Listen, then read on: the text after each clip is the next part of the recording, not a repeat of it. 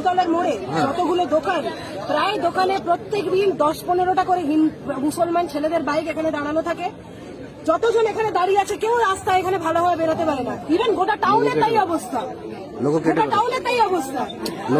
আজকে হোলির দিনে 50টার মতো প্রায় গাড়ি, 50টার মতো, আরো বেশি হবে।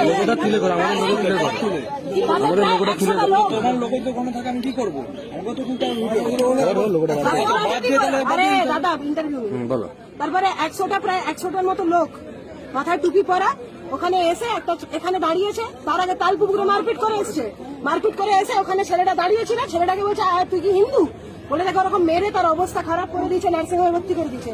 একটা জেঠুকে এখান থেকে ঠেলেছে এমন জেঠুটা পড়ে গেছে, এই দিকটা পুরো ফ্র্যাকচার হয়ে গেছে।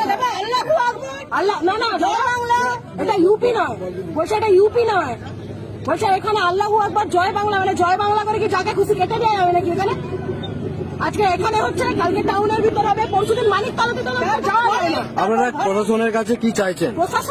প্রশাসনটাই তো দাঁড়িয়ে আছে, কি চাইছেন? কি দাবি করছেন? প্রশাসন কোনো কাজের নয় দাদা। এবার যা মনে হচ্ছে দেখে সবাইকে নিজের পরিবারের দায়িত্ব নিজের হাতে নিতে হবে, তাতে যদি জেল হয় হবে।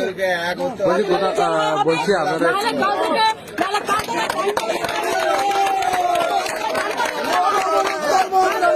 কাল থেকে যদি আমি এখানে ডান্ডা দিয়ে মেরে আপনার পরিচয়, আপনার নাম আর বাড়িটা? আমার নাম পৃথা অধিকারী, আমি তমলুকের বাসিন্দা, আমি বর্গা মন্দিরের অধিকারী।